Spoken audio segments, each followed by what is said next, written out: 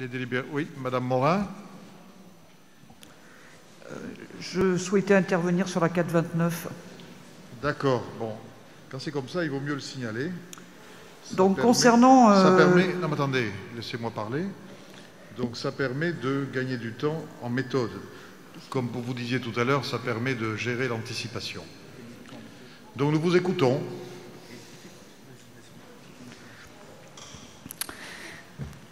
J'imagine que pour quelqu'un qui a une excellente audition, effectivement, la qualité du micro est excellente. Par contre, encore une fois, la mairie qui mène une politique dite d'inclusion oublie un certain nombre de personnes, les personnes qui ont des déficiences auditives, et je vous en remercie, monsieur le maire.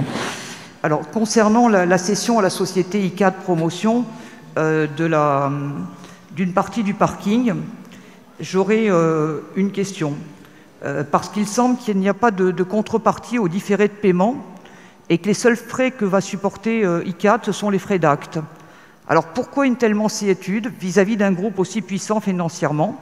Est-ce que c'est à la collectivité de supporter un tel manque à gagner? Et que se passe-t-il si ICAD décide finalement de ne pas construire l'immeuble du bureau, ni d'acquérir le 6e étage du parking Silo? Pourquoi ce cadeau?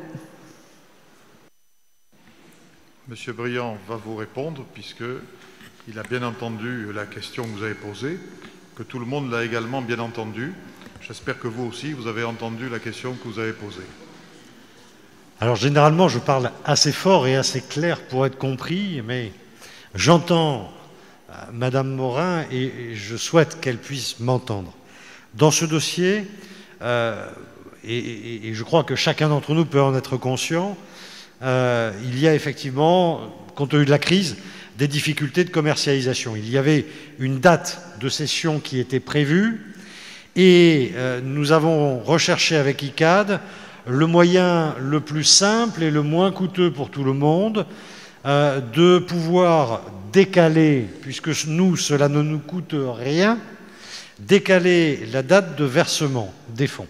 Nous avions envisagé dans un premier temps, puisqu'il n'était pas en capacité à assumer l'acquisition immédiate, nous avions envisagé de transférer la cession sur la ville avant que de revendre à ICAD. Mais ça aurait entraîné des frais d'acte supplémentaires, des frais financiers liés au décaissement des sommes, et bien évidemment, ça n'est pas apparu une situation acceptable. Et donc, la solution qui a été retenue, c'est de ne pas décaler la date de cession, mais simplement de décaler la date de paiement.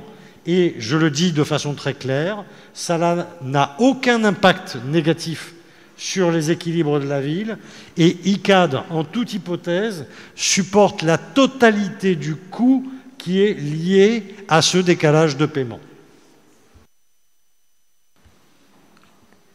Lève la main. Madame Morin, allez-y. Y compris les frais financiers de ce décalage de rentrée financière pour la collectivité? Comme ça a été évoqué tout à l'heure, il n'y a pas d'impact sur des frais financiers, c'est-à-dire que nous n'avons pas à supporter quelques frais financiers que ce soit, pour une raison simple, c'est que nous avons un fonds de roulement, que ce fonds de roulement nous amène à ne pas utiliser de lignes de trésorerie, et qu'au surplus, les lignes de trésorerie telles qu'elles sont aujourd'hui se situent plutôt au niveau de 0,30 points que autre chose. Donc très honnêtement, s'il y avait le moindre euro d'impact pour la ville, je peux vous garantir que dès le départ, c'est ce que j'ai indiqué à ICAD, s'il y a le moindre euro d'impact, c'est à eux de l'assumer. Il n'y a pas de difficulté là-dessus. Soyez assurés que je sais compter les sous, notamment lorsque ce sont ceux de la collectivité. Et on peut vous faire confiance. Je me suis mal exprimé, et vous m'excuserez de manquer de maîtrise du vocabulaire budgétaire. En fait, je parlais plutôt des rentrées financières potentielles liées effectivement à une rentrée d'argent sur lesquelles vous pouvez gagner de l'argent en banque. Ça s'est traduit pour être compréhensible par tous. Alors, pour compléter, parce que ce sont des notions qui effectivement ne sont pas spontanées, mais nous avons l'obligation de placement de notre fonds et de nos réserves au Trésor, sans rémunération. Donc nous ne tirons pas de ligne de trésorerie sur la période qui ferait que ne pas percevoir cette somme nous amènerait à avoir besoin d'une ligne de trésorerie qui nous coûterait de l'argent. Et dans le même temps, si on percevait cette somme maintenant plutôt qu'à ce moment-là, de toute manière, ce serait placé au Trésor à 0%.